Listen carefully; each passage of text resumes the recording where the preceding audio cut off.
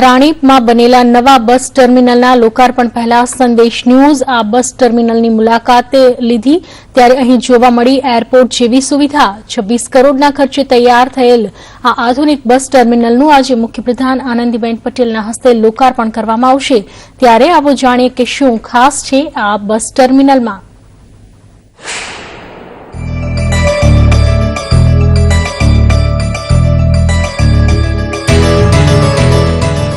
Gujarat ST निगम द्वारा PPP धोरणे बनावेल आ छे राणीप बस टर्मिनल, ज्यां मुसाफरो माटे तमाम प्रकारनी आधुनिक सुविधाओं उपलब्ध करवामां आवी छे।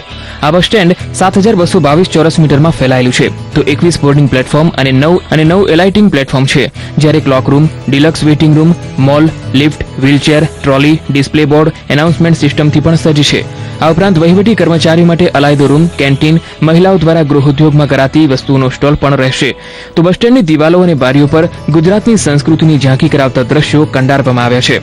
જિલ્લામાં જે પોતાના શિશુ બાળકો હોય છે તેમને સ્તનપાન કરાવતા શરમ અનુભવતા હોય છે તેમના માટે એક ખાસ આ વ્યવસ્થા કરાઈ છે સ્તનપાન રૂમની, કે જ્યાં એવી મહિલા કે જે પ્રેગ્નન્સી બાદ પોતાના બાળકને જન્મ આપ્યો છે ને તેમને સ્તનપાન માટે આ રૂમની અંદર આવી શકશે અને ઇઝીલી તેનો તે પોતે ઉપયોગ કરી શકશે। આ બસ સ્ટેન્ડથી અમદાવાદના ગીતા મંદિર બસ ટર્મિનલ પરનું ભારણ ઘટશે, જેમાં ઉત્તર ગુજરાત અને સૌરાષ્ટ્રની બસોને સીધી રાણી બસ સ્ટેન્ડથી જ પસાર કરી દેવામાં આવશે, જ્યારે બસ સ્ટેન્ડમાં સ્વચ્છતા જાળવી રાખવા માટે સંપૂર્ણ પરિસરને નો ટોબેકો ઝોન જાહેર કરાયું છે, જ્યારે તમાકુની કોઈ પણ બનાવટ બસ સ્ટેન્ડ પર વેચવા તેમજ ખાવા દેવામાં નહીં આવે।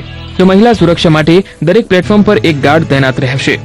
ભારતના અભિયાનમાં હું તમને વાત કરું તો આ ગુજરાતનું એક એવું બસ ટર્મિનલ છે કે જ્યાં 100% 101% જો પીપીપી ધોરણના કોઈ બી મોડેલમાં સ્વચ્છતાનું ધ્યાન રાખવામાં આવતો હોય તો એવું આ ગુજરાતનું બીજું બસ ટર્મિનલ છે। મુસાફરો માટે તમામ સુવિધાથી સજ્જ આ રાણી બસ ટર્મિનલ 26 કરોડના ખર્ચે તૈયાર કરવામાં આવ્યું છે।